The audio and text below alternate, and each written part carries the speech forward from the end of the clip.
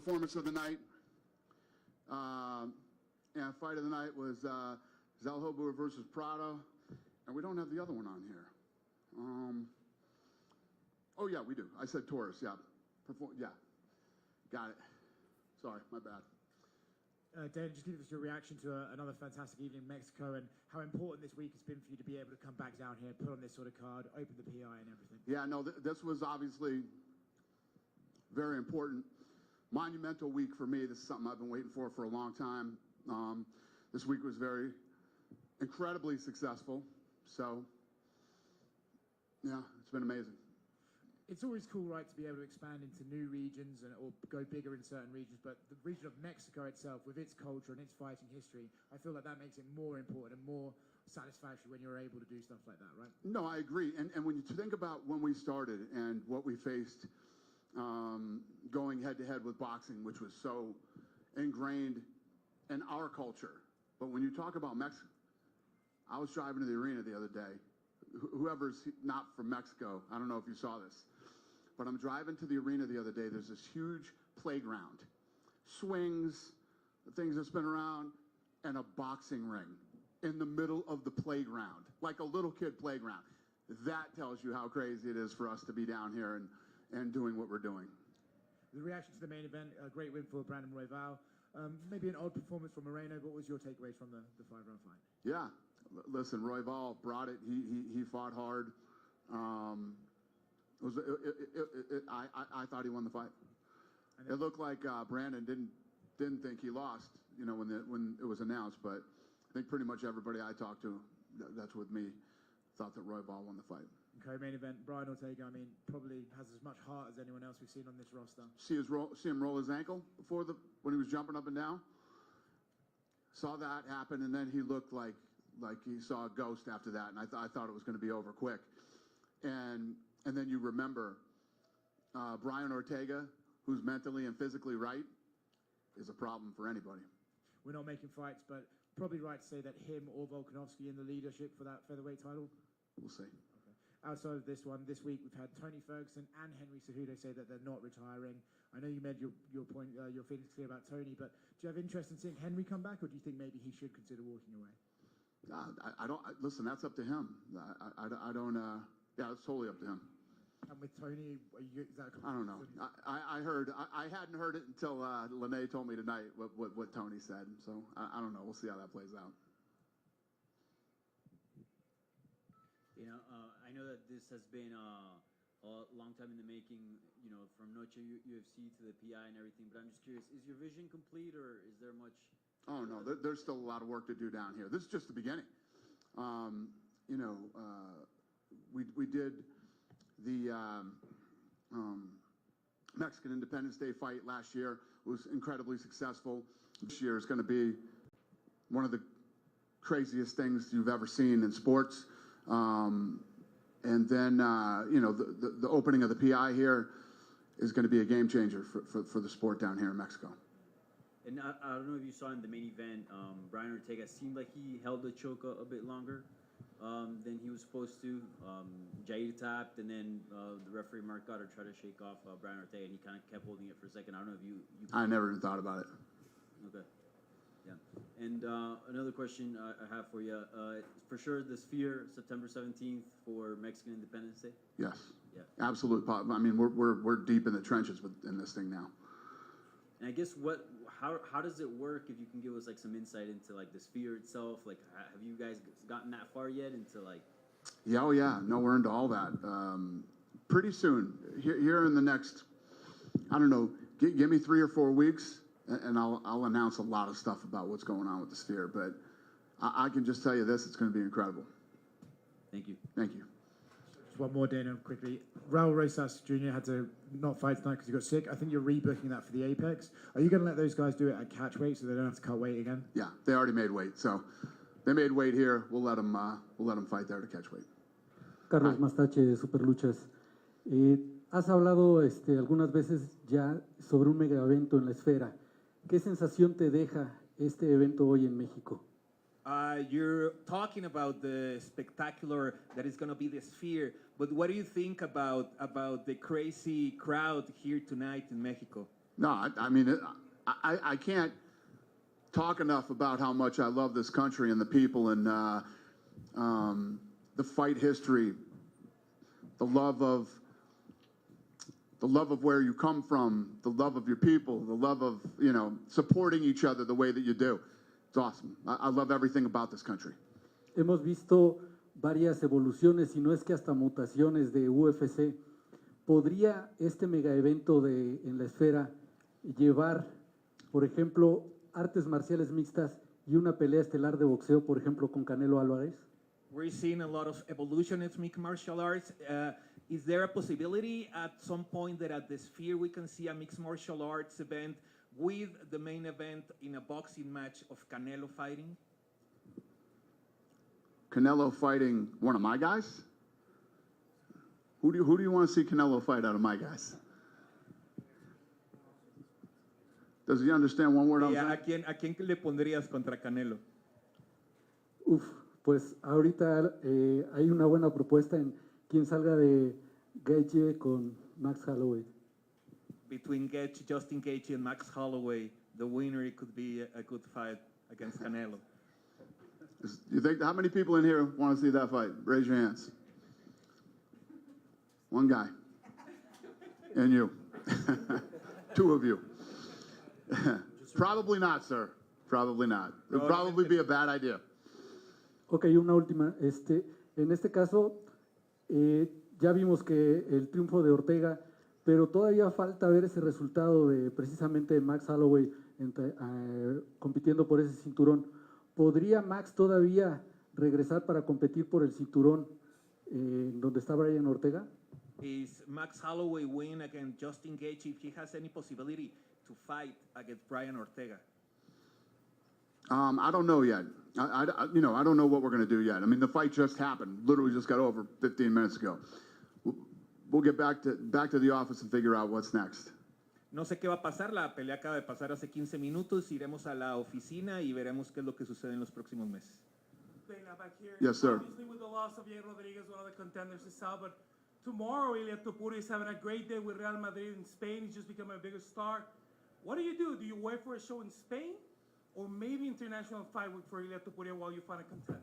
I would love to go to Spain, so we got to figure that out. Are you thinking the stadium, Santiago Bernabeu, just got renewed? I'm not thinking anything. I'm not thinking anything right now. I got a whole department that works on that. I got Pete Dropic. We'll dive in and see what's available, what's not available, and we'll start grinding and trying to make that happen. But the answer is yes. I want to do that, and I want to do it this year. And what do you think for Mexico next? You have one show this year. Maybe what you just announced in Anaheim with the WWE and you guys doubling dates. This arena also holds the WWE with great success.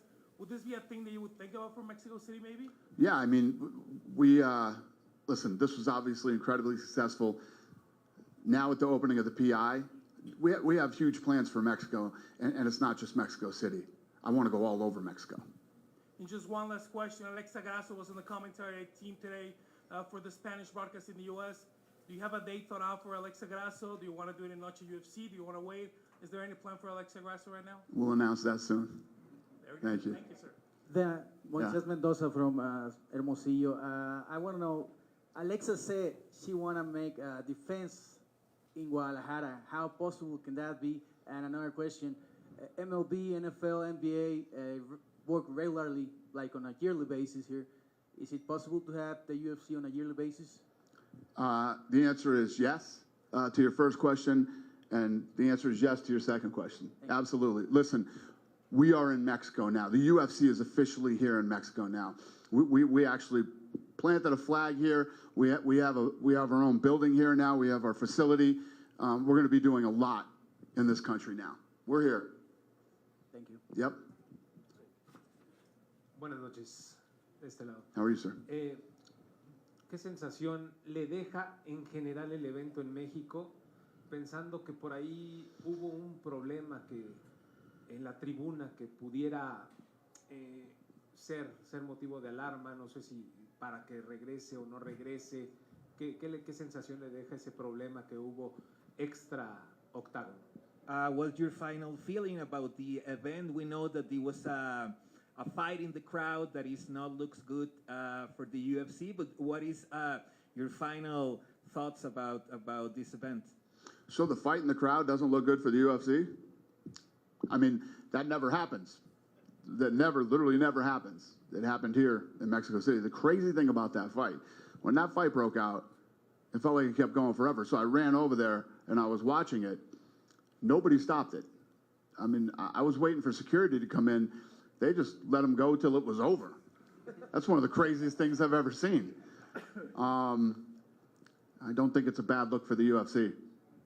It happened, and, you know, that was the end of that. I think after everybody else saw that shit, nobody else wanted to try that again. No security. The fight just went on until the fight was over. I've never seen any shit like that in my life. Crazy. Bueno, fue una locura, la verdad, no es algo que le moleste a UFC, realmente no es que pase muy seguido en los eventos, pasó aquí y a mí lo que me sorprendió es que no había seguridad que separara la pelea. Yo estuve viendo pues toda la pelea hasta que terminó y afortunadamente pues bueno, ya no siguió más, pero pues sí, no había seguridad. Y una pregunta más es, ¿qué le deja más satisfecho de estar aquí en México? What gave you more satisfaction about coming back to Mexico? What gave me the most what? The satisfaction. Satisfaction? The opening of the PI. The opening of the PI has been, you know, a goal of mine for a very long time. We had a place in the works. Then COVID hit. That deal fell apart. We found this new place. We got it together. We're finally here. This is something that I've been waiting for a long time. So it was very satisfying to walk through the gym here in Mexico City. La que más satisfacción nos da es la apertura del UFC Performance Institute. Es algo que lo teníamos planeado desde hace mucho tiempo. En algún momento cuando llegó el COVID se tuvo que cerrar el lugar inicial. Encontramos otro lugar y pues llegó para quedarse UFC en México. ¿Qué tal? Buenas noches, Ricardo Rodríguez de Factor 4. Con la apertura del performance nos comentaban que ya existe una prelista de 35 peleadores. ¿Qué nos puedes adelantar? ¿Qué vieron en ellos? ¿Su récord? ¿Edades? ¿Qué parámetros? ¿Qué necesita ese peleador para ser parte del performance? With the opening of the Performance Institute, they tell us that you already have 35 fighters already to talk about to start this Performance Institute. What was the kind of things that you may collect these kind of fighters, these 35 fighters? Yeah, so there's going to be a combine there, and we're going to decide which guys we're going to keep to train there at the Performance Institute. But the other thing that we're going to do is, and I guess to answer your question, we're going to do what we always do. We're going to do what we did the first time we came down to Mexico and went through this country. Look for people that we think have potential to break into the top 10 or potentially be world champions someday, just like we did with the other program that we built before the Performance Institute here in Mexico. And then the other thing that I'm excited about with it is the work that it's going to do in the community to bring kids in off the streets and have the opportunity to learn how to train, learn how to do jiu-jitsu, wrestle, box, Muay Thai, nutrition, strength and conditioning. Going to do a lot of good things for a lot of young people, you know, in the community here in Mexico City. Por supuesto que es importante esta elección. Hemos hecho lo que hemos hecho desde antes, tratar de pues encontrar qué peleadores pueden llegar a formar parte de ese top 10 en algún futuro. Y otra de las cosas importantes es lo que va a ser para la comunidad en general, para la comunidad de las artes marciales mixtas en México, el tener el Performance Institute aquí en la ciudad. Okay, muchas gracias. ¿Y qué probabilidades hay de ya 20,000 personas de que este mismo año regresara a UFC o el siguiente? Is there any probability that you come back to Mexico in this year or next year in UFC? It's possible. It's possible. You know, if you asked me 2 months ago if I was going to Spain, I'd say probably not. You know, if you asked me if I was going to Africa, I'd say I want to, but I don't know if it's going to be this year. So the beautiful thing about this sport is anything can turn on a dime. And we're the type of company that we're not all tied up in bureaucratic red tape and all that stuff. I make these decisions immediately. If I see the opportunity to do something, we go. Okay, muchísimas gracias. Thank you. Felicidades primero que nada por un evento más en México. ¿Qué posibilidades hay o qué rivales hay para Topuria y si se puede sumar, ya que había como una disputa ahí entre Jair y Topuria y ahora que ganó Brian Ortega, ¿hay posibilidad de que entre dentro de los rivales? Congratulations because of the event here in Mexico. Now, talking about the future of Ilia Topuria, is there any possibility that he faced Jair El Pantera Rodriguez because of the bad blood that they had between them? Well, I mean, tonight set him back a little bit for that fight, but not saying they couldn't fight in the future, but it's definitely not happening right now. Se podrá dar en un futuro, pero por lo pronto no. Digo, obviamente la derrota de Jair El Pantera Rodríguez lo atrasa un poquito para esa posibilidad. Y una última pregunta, ¿te sorprendió algún performance en particular en la noche de hoy? It surprised you, any fight of today, any fighter today? Yeah, I mean, there were a lot of kids that looked good tonight. Obviously, Torres looked incredible. Torres looked incredible. I thought Danielle looked awesome. I mean, he absolutely put on a master class in that second round. It was incredible. So yeah, I think a lot of people look good tonight. Manuel El Loco Torres tuvo una gran presentación. Lo que hizo Daniel Selhuber tuvo un segundo round espectacular. Creo que son dos talentos mexicanos que tienen mucho futuro. When you open a card in Mexico, the main card, Torres, you couldn't have had it any more perfect than the way that kid opened the card. It was incredible. Cuando abres un evento y tienes en tu primera pelea a Loco Torres, tú sabes que todo va a salir increíble. Lo hizo espectacular. Muchas gracias. Thank you, sir. Good. Thank you, guys. Appreciate it. Have a great night.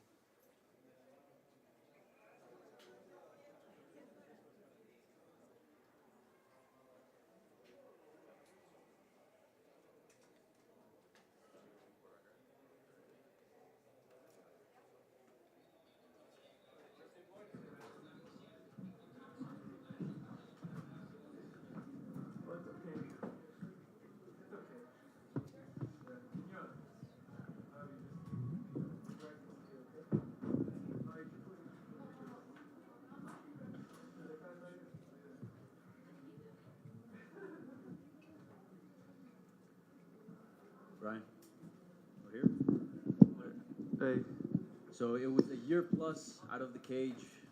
How did you feel in there? Your first fight back in a while. How was the experience like? it was good, man. It was a good experience. I stayed active during throughout the injuries and everything. So I didn't feel like I lost a step. But when you walk out here and you have 22,000 people and you get that rush again, it's like, okay, one thing's in the gym, but out here you're presented with different obstacles, I guess, to overcome mentally. So I feel like right as I was doing good with that, then I just dove down a little bad start right now. But we're here. In the pre-fight, in the lead-up, you talked about rebirth, right? Did you feel like a different fighter in there? Did you feel like a new version of yourself in that cage? Absolutely, 100%. The rebirth it's basically a man or an individual human having to come face to face with themselves in the mirror and really change all the bad things about you that in the long run will break you, And if my family knows all the things that I went through, and it was hard. So my dad used to say that the eagle was his favorite animal and explained this process to me, and I didn't really care about it. And then when I went through what I went through, that's when I understood that if you want to, for me, to be a better father, husband, a family man, a fighter, I mean, you name it, man. I had to go to war with myself and to change a lot of things about me that I didn't want to, but I did. Was it hard to fight Jair the first time? The fight was so short. This second time, you guys really went at it, and I know you guys have a close relationship. I guess you guys get along quite well. So was it hard to get in there and really throw down with him? It was. When you like someone and you hung out with them and you know what they are like how they are in person, it's you don't want to hurt them, But at the same time, my coach Chewy reminded me in the back. He said, "Hey man, I know you're good with him, but not right now, man." And for Chewy to speak and tell me something, that's how you know. Like he don't have much to say, but when he says something, you got to listen. So I put that in my head. I said, you know what? All right, tonight is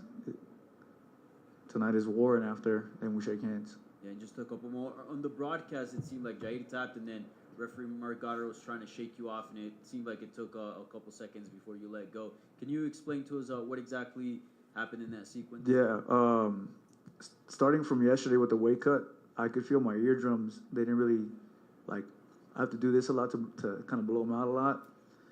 And when I went in there, I kind of just dove deep, and I clenched my jaw, and I couldn't really hear anything.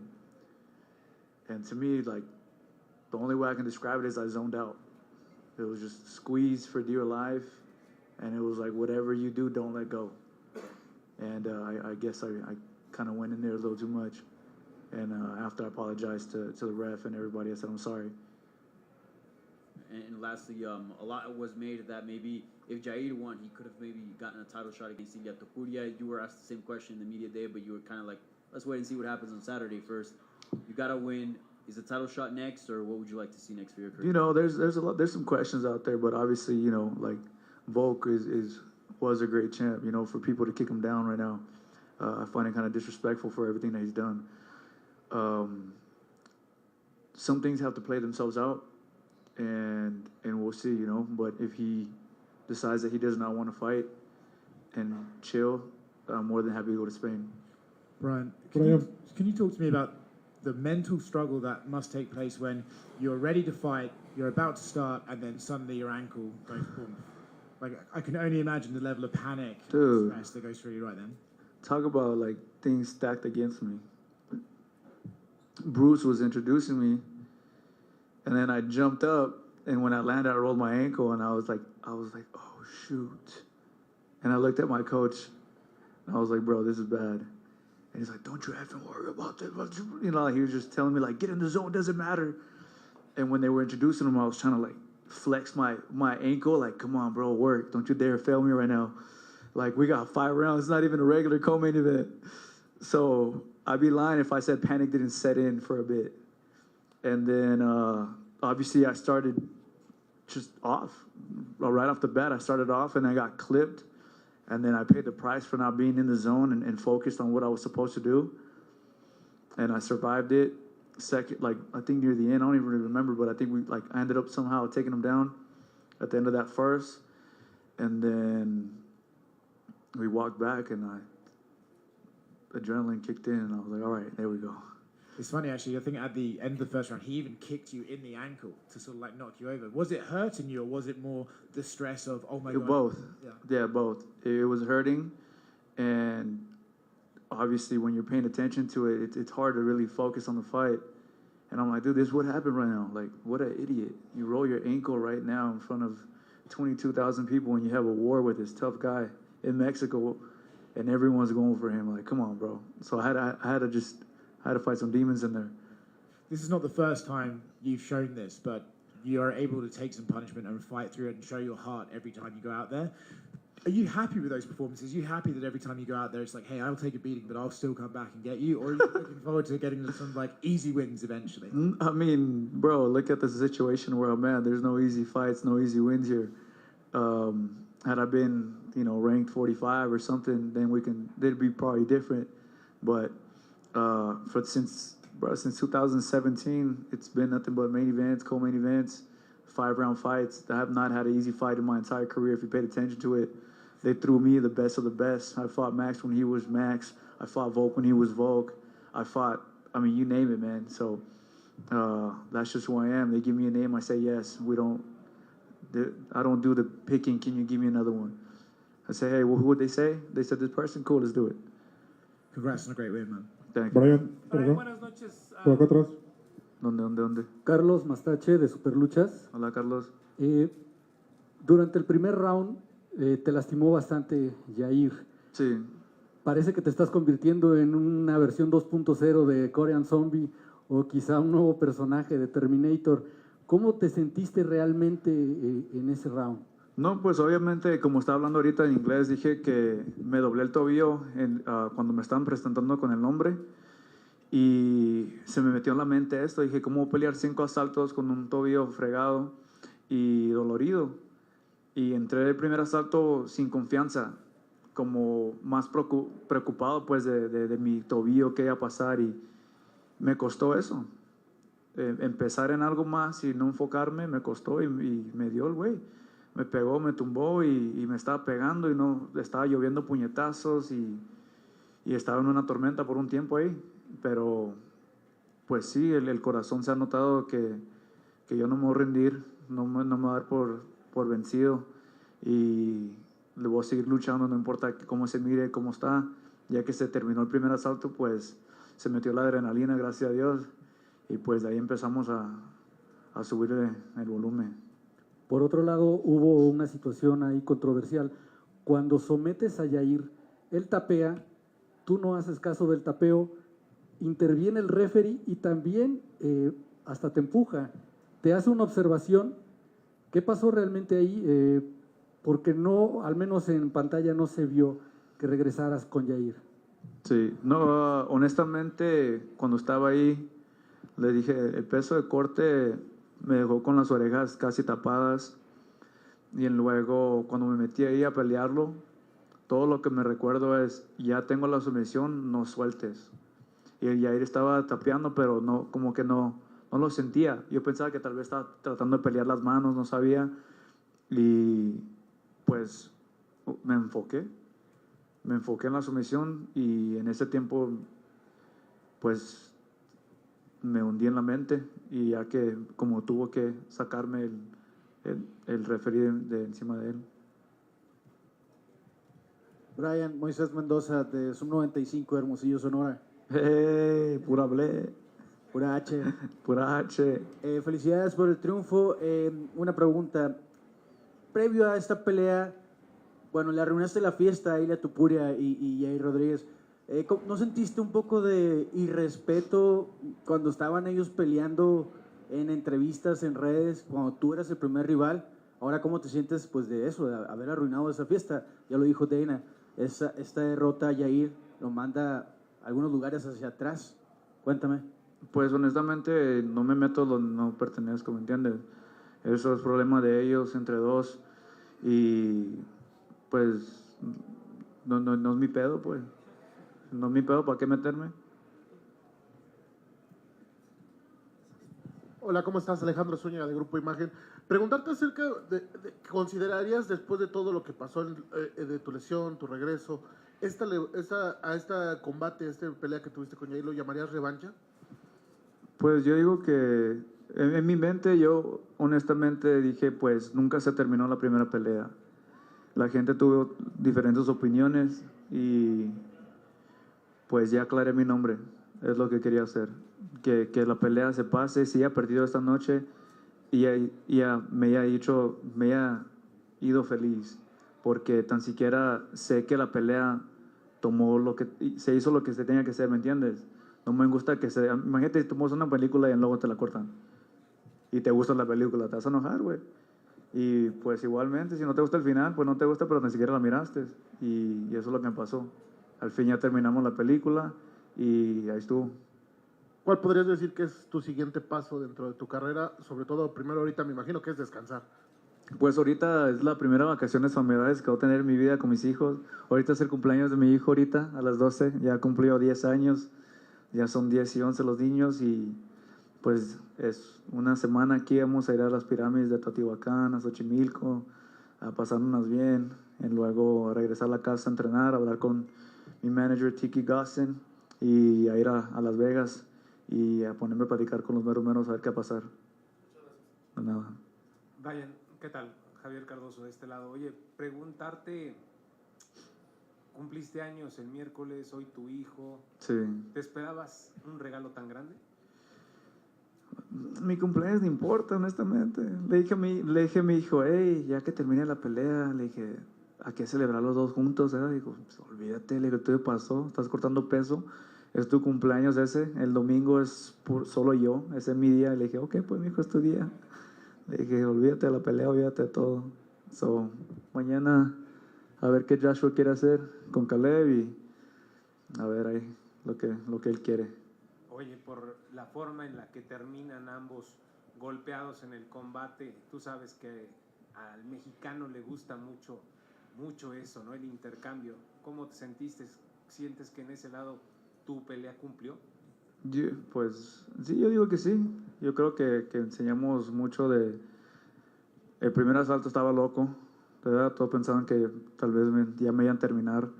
Luego regresé, luego el segundo asalto donde estaban como que tal vez viendo a ver qué va a hacer este vato, se recuperó o no.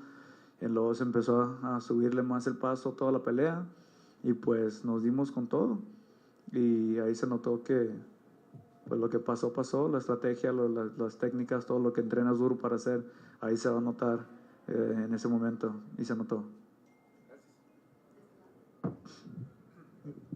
Brian, Eric Cervantes de ESPN. Oye, te han preguntado ya bastante sobre el tema de Yair y respondiste un poco esto en inglés, pero ¿le darías una tercera oportunidad a Yair?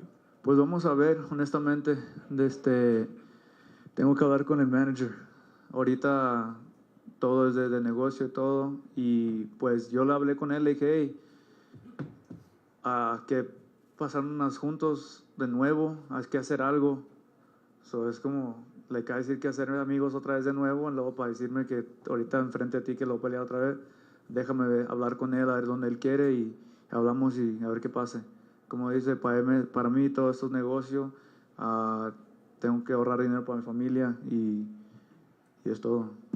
Y la segunda, después de cómo te trató el público, ¿regresarías a pelear a México? Claro que sí, pelear en México? pero ahora contra alguien que no es mexicano. No, dije, salí y todos le gustaron el matador y todo. Dije, qué bueno. Luego salió ya y dije, ay, güey, no me quieren. Dije, esto es una primera, pero dije, ni modo, pues. Sí. ¿Qué tal, Brandon? Jorge Esqueda de ESPN Deportes. Justo ahorita comentabas lo del público, que con la canción te los ganaste un poquito, pero también pasó en la pelea previa que al final como que también el ganador se ganó al público. ¿Qué mensaje tendrías tú para la gente que vino desde Estados Unidos, los hispanos que te estaban viendo luego de tu victoria? No, pues muchas gracias para todos. Honestamente, tenía mucha familia que vino de Hermosillo. La casa de mi tía ya tiene como 50 personas ahí en un techo, olvídate. Ni agarraron hotel los cabrones. Pero ahí están todos ahí emotonados, mis tíos, mis tías, mi papá, mis primos, todos están aquí. Ahorita de Hermosillo vinieron, de Los Ángeles vinieron. Y por eso siempre se siente uno agradecido por eso, que te apoyen gente que hasta volar a México o manejar para acá. Es algo que, pues, que lo veo y nomás estoy agradecido por tener este tipo de apoyo. Y pues los que vienen aquí en México y los que vinieron también, cada persona tiene su parte en esto. Si no fuera por los fans, no tuviéramos trabajo nosotros. Gracias. Brian, aquí atrás nada más. Platicaste en la jaula sobre Henry Gracie, una presencia de tu vida. Sí. Años, llegaste 15 años a hacer jiu-jitsu, diste las clases de los niños y ahora todo este trayecto en el UFC, peleas de campeonato, viajes a este renacimiento.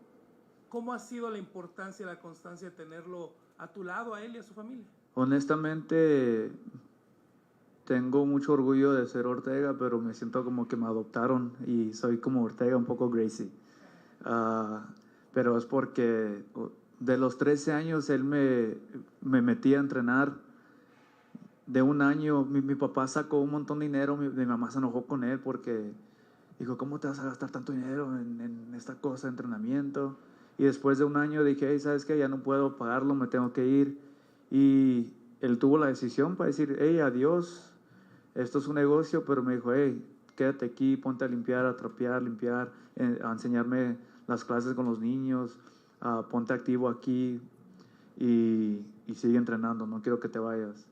Desde los 13 años, el miércoles cumplí 33, ya llevamos 20 años juntos. Mi primera pelea fue a 15 años y peleé, él era mi esquina, ahorita es mi esquina, pero afuera de pelear y todo, es un gran amigo, hermano, que desde morro siempre me ha mirado, me ha enseñado cosas olvídate cómo enseñar, cómo hablar, cómo tratar a la gente, lo que es los artes marciales, los valores que tienen, que, hey, ya sé que eres de la calle, pero así no se hacen las cosas, me enseñó una vida diferente, si no fuera por él haciendo eso, honestamente no sé dónde estaría yo. Tal vez con mis amigos siendo de vago, no sé honestamente. Y por gracias de él, ando aquí. Se hizo esto realidad porque una persona me apoyó. Y eso va una gran distancia a eso. Y una última, Brian, ya al final, antes de que le diera la decisión, ya que lo separaron, Jair fue contigo, te abrazó, te dijo algo en ese momento ya que se había terminado todo. Me trató de levantar la mano, le dije, no, carnal, le dije, no, ni quiero alzar la mano, le dije, esto es de respeto, no tengo nada contra ti, ni quiero levantar la mano como poniéndote para abajo, ¿me entiendes? Eso, el respeto, le dije, yo tengo respeto, le dije, tengo respeto por ti y no voy a hacer eso. Le dije, te digo hola, lo que sea, le dije, pero está bien, le dije, nosotros peleamos y esta noche ganó México, le dije. Esta noche ganaron ellos, los fans. Nosotros, olvídate, le dije, ya mañana, una semana ya se olvidan de nosotros ustedes.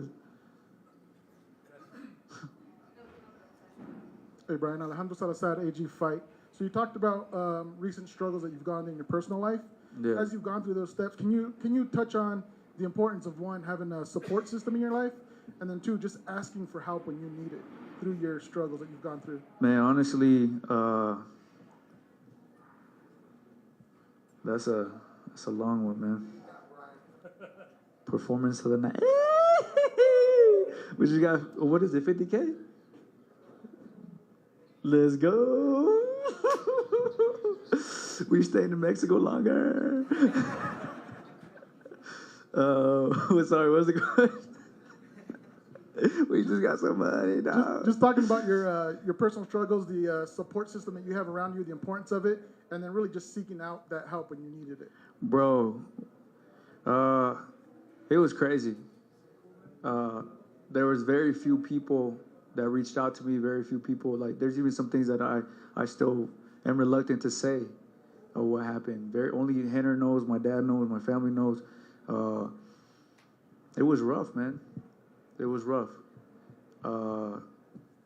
One thing that I do want to say is shout out to Henry, Richard, even just Stephanie, my wife, all these people that when I was down and out, bro. Like I was isolated. I isolated myself. I didn't want to see anyone. I stayed locked up in my room, ordering DoorDash every day. I just walked to the it wasn't a pretty sight, man. I've never cried so much in front of so many people that happened, just like that. And it was a struggle. I'm not gonna lie to you, man. From loss of friends, from betrayal, from it just rained, bro. It rained, and then right when I didn't see a way out, it was like, you gotta get a surgery, bro. You gotta get another surgery, bro. You gotta get another surgery, bro. I had 4 surgeries in under 1 year. I still had to come back. This fight, right when I barely got cleared, they're like, yo, train. I couldn't even do a pull-up when I started this camp, bro. No lie. My coach, Mike Safai, he tried to do one pull-up. I couldn't even do a pull-up. Imagine you're going to fight in 2.5 months and you can't even do a pull-up. What kind of confidence you got? It was rough. But these people kept reaching out. They kept calling me. The homies kept showing up to the house. Very few, bro. Like this last year showed me a lot of who my real people are. Like who my real people are. Forget this. I thought I had homies. I know who my people are now. When my phone goes off right now, I texted 5, 6 people. The rest are right here already. I know who's who, and I know that now. And it was a big eye opener. You think that you're unstoppable. You think that you're good and this and that, and then all of a sudden, time after time of living a life of just stupidity, it takes its toll on you, man. And it finally hit me. Some people have, like my wife said, man, some people have to get dropped on the face harder to open up and really learn. And she said, unfortunately, she already knew I'm one of those people. I'm stubborn. Look at me. I refuse to quit. So I'm happy that I overcame that. I see the light. I'm looking at all you guys. I'm here talking. I'm good again, man. And now I just got to stay that path. Does that make this victory that much sweeter for you? I don't care about this victory, bro. If I'm being honest with you, my victory's right there, bro. I looked over. I could win, lose. I got my family, bro. Like when you go through something, I got my friends, my family. That is a victory. That's not like besides this career, bro. Like this career is up and down. They're there forever, and that's a lesson that I really had to learn the hard way. And I'm glad that they stayed by my side. They're here, and I'm not losing it. Thank you. Gracias. Thank you.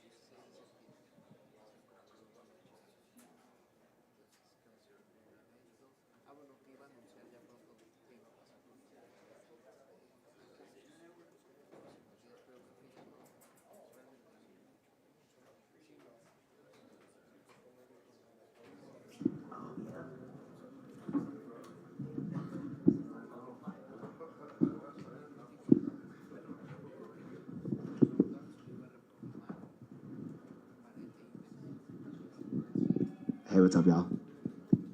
Brandon, over here, right in the middle. Let's start here. It was at the Battle of the Brandons, right? And then they announced the winner, Brandon, and there seemed to be a little bit of confusion. I guess, did you have to wait till the last name, or when did you realize like you had won? Bro, I don't know. I thought I got ripped off. Like, I didn't realize I won until my coach grabbed me. I honestly thought I got ripped off. I was like, when they read that like 49-46 scorecard, I was like, wait, what the fuck? And yeah, I thought I got ripped off. So I was like pissed for a second, and then I realized I'm like, oh wait, I won. We're good. Never mind, I'm cool. Yeah, but I guess I realized it when Herb raised my hand. And talk to me about the scoring of the fight. A lot of people thought you were up by a lot. Some of the scorecards saw it a little closer. In your mind, how did the fight play out, and did you feel like you were winning most of the rounds? Yeah, I thought I won 4 rounds, but you never know, bro. I'm over here trying to score while fucking getting punched in the face. Like, I really didn't know, so I guess that's not really my job, but I was just leaning on my corner. My corner was like, you're up 2. And then once that 3rd round happened, I thought I won that too, or I think they told me I won that, and I was like, cool, I think we got this in the bag, time to like pick up the pace or whatever it is, and kind of go from there. Yeah, and you spoiled the party, right? A lot of people were already thinking that, you know, Brandon Moreno was going to win, and then they were going to have that fight again with Pantoja, and, you know, again, it's in Mexico, his home country, and you go in there and spoil the party. What was that like, and yeah, overall, just what was it like to kind of be, you know, short notice? Like, bro, me and Marab are the biggest Mexicans out here. No, I'm just playing. I'm gonna continue spoiling parties. UFC 301, I'm gonna fight Pantoja, and I'm gonna take his belt in his hometown in Rio de Janeiro, and we'll keep spoiling parties. After I win that belt, I'll defend my belt in Denver, Colorado. And to that, what would you say to people that say, like, okay, we literally just saw that fight. Like, what's different from that fight till like a few months later, 301 in Rio de Janeiro? You've seen it. I made adjustments in 6 weeks, 5 weeks, whatever it was. It was 5 weeks because I hurt my hand. I couldn't get back into training. I had a 5-week training camp for that. 5 weeks, I made a bunch of adjustments. I didn't get held down. Brandon Moreno tried to slow me down, slow down the pace, hold me down, keep me down. They ain't gonna hold me down no more, bro. I guess, how do you celebrate this one?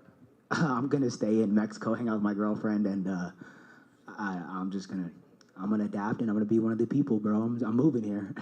Brandon, I can imagine after a loss in a title fight with a performance that you weren't very proud of, your confidence can take a hit, right? So how important is it for you moving forward to get a win like tonight, where you had to go through some adversity, you came back, you showed yourself that you can stay in there and stay in the fight and win against the guy in his hometown, you know, where some dodgy decisions could happen. How important is this for your confidence? Yeah, man, I like when it comes down to fighting, I don't think at all. Like when we're in the fight, I don't think like that. I wasn't like reflecting on the loss or any of that stuff. I was just like, all right, this is what we do. This is I've said it in interviews before, but I overthink everything in life. I probably overthink so many situations that fighting is the only place that I could be free of my thoughts and just kind of go and turn off my brain a little bit and go. I feel like that's the obsession, and that's why I love it, is just because this is the only time I can shut off my brain and just be myself and just go and be free, you know? So I wasn't thinking, but, you know, before the fight, taking the fight, all this stuff, I was like, damn, was this a dumb decision? Was this stupid? I'm going to enemy's territory. Short notice, I just had a hard fight. I wasn't really injured besides my hand. But, yeah, I'm just, happy I got it done, bro. Congrats. Carlos Mastache de Superluchas. La división Mosca se está moviendo muy poco, realmente solo está dejando espacio para revanchas. ¿Es realmente lo que debería de continuar o piensas que alguien más te puede estar siguiendo ahí? The flyweight is not moving that much, is just looking like for rematches. What do you think that it could be your future in the division? I'm going to be the champ. That's the future. The future is the Raw Dog Royval is going to be the champ, and then I'll fight anybody, bro. I'll fight number 10. I don't really care. But I'm going to be the new champion, and I messed up. I dropped the ball. You guys seen in 5 weeks me correct those mistakes, and I'm only going to get better in these by UFC 301. Voy a ser campeón. Obviamente esta pelea fue complicada, tuve algunos errores, pero en 5 semanas ya voy a haberlas mejorado y obviamente que me veo como campeón en un futuro a corto plazo. ¿Qué fue lo que cambiaste en esta pelea? En la primera que tuvieron, realmente saliste prácticamente desbocado a acabarlo rápidamente. Ahorita estuviste como que más pensativo, lo adivinaste, le dejaste poco espacio para hacer las cosas. ¿Qué fue lo que encontraste en Brandon para esta pelea? What did you change between this fight and the first fight? The first fight you were more aggressive. This time you were more patient, waiting a little bit more for spaces. Tell us a little bit what is the most important thing that changed between this fight and the first one? I wasn't trying to be patient. I actually really wanted to be super aggressive in that fight. Sorry. I wanted to be super aggressive during that fight. He was circling a lot, and I guess I was a little weary. And then also I don't know what happened with my leg.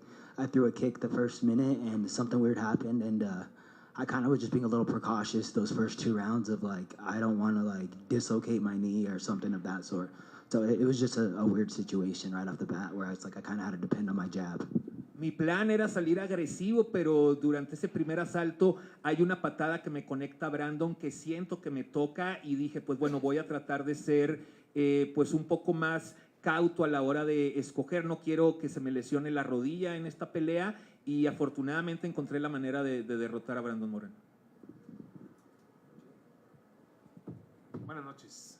Buenas noches. Oye, con tu victoria de este día, ¿consideras que terminaste prácticamente con las ilusiones de Brandon Moreno de llegar al título y las tuyas, en qué medida crecieron de ser campeón? With this win, do you think that you finish Brandon Moreno illusion to become a champion again? And how much is your illusion to become a champion? It's not illusion. It's going to happen. I'm going to be the champion. I have confidence in Brandon Moreno too, man. That kid has heart. I feel like I'm a hard matchup for anybody, especially on short notice. He had Amir Albazi, which is whatever. There's no danger factor when you fight Amir Albazi. You don't finish anything. Then you go switch to a killer. That's a hard adjustment to go by. So I don't think that takes out anything away from Brandon Moreno. It's just a rough matchup for him, you know. No creo que sea una ilusión, yo realmente estoy seguro que voy a ser campeón, pero creo que Brandon Moreno también tiene mucho que dar dentro de la división. Sabemos que estará de regreso, que es alguien experimentado y pues no le quitaría mérito a Brandon Moreno en su futuro. ¿Y cómo te sentiste con el recibimiento del público? ¿Cómo superas que la gente estaba en contra tuya? How do you feel about the crowd? How do you manage to don't get distracted with all the yelling in the crowd? I don't care, bro. I just come to fight. It don't matter. I feel like if I was fighting anybody that wasn't Brandon Moreno, that crowd would go for me. So I kind of just had that in my head anyways. They're chanting, "Let's go, Brandon," and I just forgot that they weren't going for me. Pues bueno, realmente es algo que no me importa. Yo estoy seguro que si hubiera peleado contra cualquier otra que no fuera Brandon Moreno, me hubieran aplaudido a mí. Yo traté de engañarme a mí mismo. Yo escuchaba en el público los gritos de vamos Brandon, y yo decía, bueno, pues es para mí.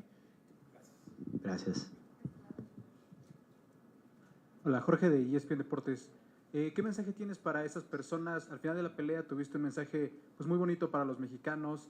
¿Qué mensaje tendrías para esas personas que te apoyaron con la decisión de tu victoria? At the end and the interview, you say a great message to all of Mexican crowd. Can you send another message to the Mexican crowd that was supporting you for this fight?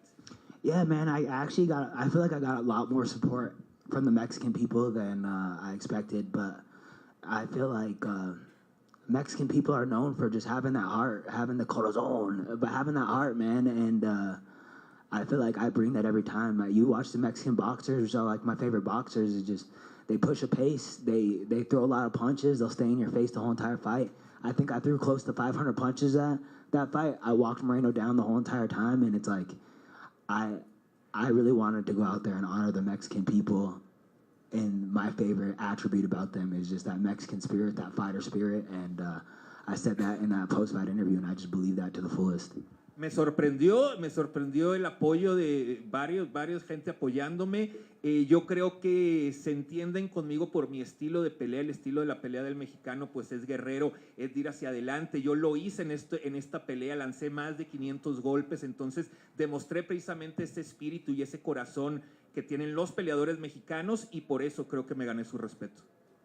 Brandon, back here. First of all, congratulations. Thank you, brother. After the first round, second round, you were pointing out your left leg, you were pointing out your left knee. What exactly happened? I missed the kick like a minute in, and I don't know what happened. Like it just like made a weird clicking noise, and then when I put my leg down, it got like shaky. So every time I put my leg down, it got shaky, and that happened the whole entire fight. Like that never went away. That feeling never went away. I heard Saif Sayud, Brandon Moreno's coach, say something, and I was like, "Yo, bro, can you keep it down for a second? Let him work." But I don't know what happened. I really don't. But something weird happened. It made a weird clicking noise, and then it wasn't like stable for a little bit. And my whole entire game plan against Brandon Moreno was just to throw a lot of kicks. And it's like those first 2 rounds, I couldn't get going with the kicks because I was so worried that was going to be like the detriment to me losing right there. So, yeah, at the end of it, I was just like, screw it. If that's what happens, that's what happens. I'm gonna wing them. You were saying about the adjustments you made between the second Pantoja fight and today. How important was Coach Montoya for these adjustments and for the adjustments today? Because every single round you were just better tonight. Yeah. I felt like we just game planned so well for that fight. I feel like I had a leg up on Brandon Moreno because he fights like Pantoja to a degree. They do some of the similar stuff, and it's like I feel like we just game planned super well for the fight. I wish I could have shown off more, but I was pretty compromised after that first like 2 minutes in that exchange. Thank you. Una más. ¿Qué opinión tienes acerca de cuando estaban por dar la decisión, el referee alza tu mano sin que siquiera hubieran dicho el apellido de qué Brandon se trataba? Was your opinion that at the end of the fight, the referee raised your hand even before they say your last name? It surprised you? No, Herb knows what's up. Herb saw that shit. He was like, "Yo, this fool's trying to hold on for dear life." Yo, Herb had my back in there. Herb loves a fight, bro. No, I'm just playing.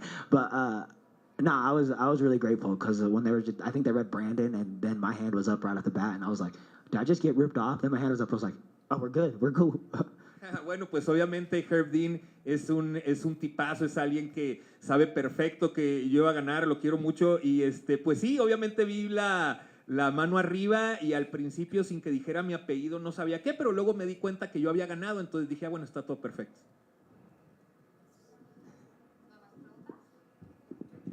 Gracias, tengas buenas noches.